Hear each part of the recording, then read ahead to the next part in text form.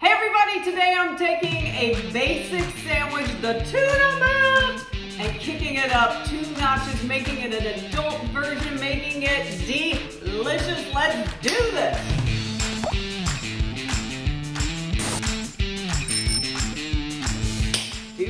Let's make some tuna melt. This recipe takes me back. I started making it in a dorm room at the University of Missouri. We had like that tricked out room that everybody would come to because we had all the food and a microwave and a toaster oven. And anyway, I love to make a tuna melt. This is an adult version of that. This is not the version I would have in college because we didn't have any money. But this is kind of an upscale, cool version of it. And I had a craving today, so I was like, let's make one. So I baked off some bread yesterday. We're gonna start with a slice of really nice bread, the nicest bread you can find. And what goes into a good sandwich? Good bread, good sauce, good protein. Protein's gonna be a little lacking, so we're gonna up the sauce and everything else around it. We're gonna start off by buttering our bread and giving it a toaster. I've got my broiler on, and we're gonna give it a little toasty toast. Just a small slather of butter on this gorgeous bread. I was trying a new bread recipe yesterday, and it turned out great. I'm gonna pop this in the broiler, and we're gonna get that toasted up. So it's thinking about the layers. It's like any sandwich, like every layer has some nice seasoning on it. We started off that bread layer with a little bit of butter on it.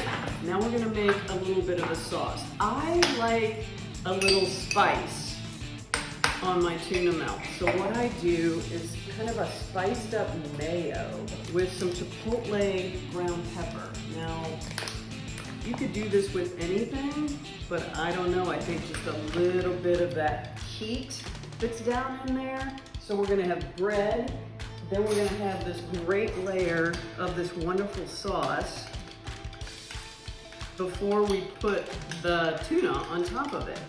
So we're creating through every layer of the bite, this kind of really nice goodness. That's good. Let's take a peek, see if the bread is toasted. She's not quite there. I want her to get just like a little bit darker. All right, let's open up the star of the show, the tuna. Again, not the top quality protein that we're gonna have on this sandwich, but it's gonna be so delightful when we're done.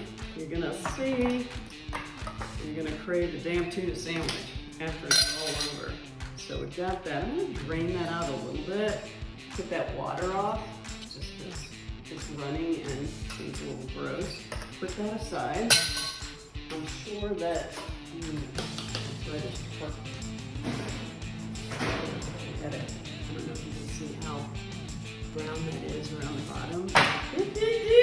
I'm gonna leave it on my sheet tray because it's gonna go back in the broiler. So next up is that really beautiful mayo that we just made, that chipotle mayo.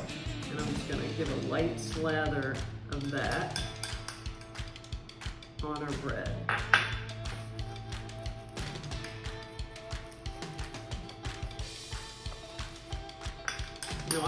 That was like maybe a tablespoon of mayonnaise, a little shy of a tablespoon of mayonnaise, and probably a 1/8 teaspoon of chipotle powder. Sir Kensington makes a really good chipotle mayonnaise. Like if you ever want to get that, it's so good. Okay, next, that tuna's going on. So I'm just gonna spoon the tuna on top of that. And I'm using an entire can. How many ounces is this? I have no idea. It's like I don't know what it is. It's a small can. Now, we're gonna add some lovely cheese. Now we're using just your basic cheddar, not veering from the Tuna Melt Bible.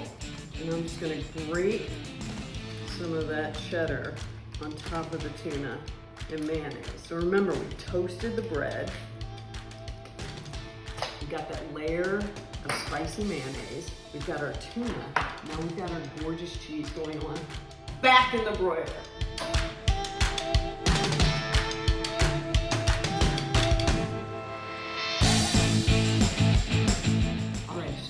short time. That cheese, ooh, melted. I'm gonna let it go just like 20 more seconds, that's it. 20 more seconds. Did I tell you I was starving? Oh my God, it's gorgeous. So look at that, I have just that cheddar just barely melted on that, and it is gorgeous. Next thing we're gonna do is we're gonna add a topping. I have these beautiful greens, some micro herbs that the Chef's Garden sent me the other day, so I'm gonna use those on top. I'm gonna serve this with just like the littlest bit of gorgeous greens on top, but I'm just not gonna leave the greens like that. I'm gonna give them a little bit of spice, a little bit of dressing, as it were. I'm gonna hit them with some lemon. Before I slice my lemon, I always like to take my zest off. I'm gonna put it right on the counter. And I'm gonna save that for later because it's a pain in the ass to zest after you cut it. Spice up some pasta or something with that. All right, save the zest for later. A little slice on that lemon.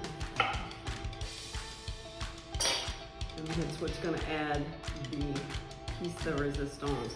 I'm gonna give just a little bit of drizzle of that lemon juice. Just the littlest bit of olive oil. A little salt. Just a bit of fresh cracked pepper. My mouth is watering. David, how fast was this? I'm talking to David because he's doing the editing on this one. That is stunning, you guys. Kind of like the adult tuna melt. I mean, it is beautiful. I cannot wait to eat. No one's here but me. I get to eat it on myself.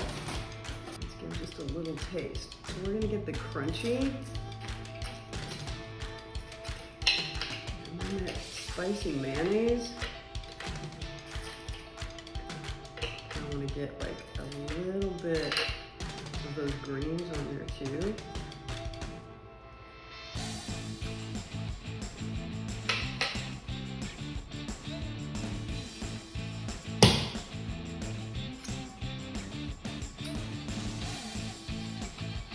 That's good. You guys, we're taking the mundane and we're making it marvelous. You get the recipe on libbiesummers.com. There's a link in the profile. Tag me, tell me how you make your tuna melts. These basic things that we used to do when we were younger, and now we find ourselves doing them again, and they're bringing comfort to us, but I love how this one took a very basic recipe and kind of upped it a little bit for our adult version. You guys have a great day. I'll see you next time.